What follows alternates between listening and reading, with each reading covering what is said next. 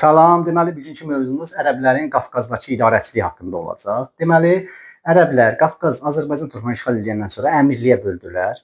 Əmirlikdə hər bir hakimiyyət əmirlərlə idi. Yəni ərəblərdə idarəçilik Sasanilərdən götürmüşlər. Yəni ərəb idarəçiliyi elə çox da güclü deyildi. Yəni təsəvvür edin, Sasanilərdə idarəçilikdə vilayətlər mərziban idarə edirdi. Bunun adını dəyişdilər. Ərəblərin dövründə isə buna qoydular əmirlik adı. Qafqazda bütün hərbi və mülki hakimiyyət əmirlərlə də cəmləşmişdir. Vergi yığılmasına nəzarət edən amil, canişin isə vali adlanırdı. Hərbi məskənlər Rabat adlanmışdır. İnzibati cəhətdən ərazi əmirlik, mahal, məntəqə, kənd olaraq bölünmüşdür.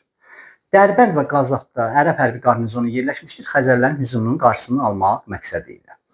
Ərəblər əhalini 725-ci ildə siyahıya aldı. Siyahılamanın nəticəsində sənətkar emalatxanaların meyvə bağlarına əlavə vergi qoyulmuşdur.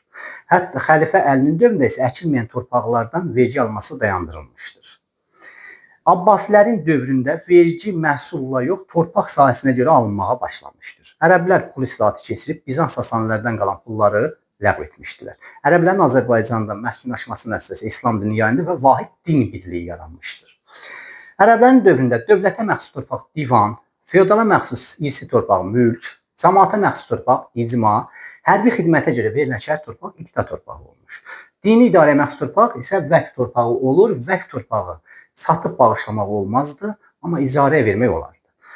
Vergilər, torpaq vergisi xərac, can vergisi cizyə, müsəlman olmayanlardan orada xidmət etmədiklərinə görə alınırdı. Daşınan əmlakdan xüms, daşınmayan əmlakdan meyvə sənətkar bağlarından isə zəkat vergisi alınırdı. Varlı şəhərlərin yaşlı nəslinə isə fitrə vergisi alınır. Gəlin möhkəmləndirək. Deməli, ərəblər əhalini nə vaxt siyahıya aldılar? 725. Məhkəmə işləri kimlərlə idi? Qazıların. Vergi yığılmasının nəzarət amili. Vali kim idi? Canişin. İnzibati cəhətdən necə bölündü? Əmirlik, mahal, məntəqə, kənd.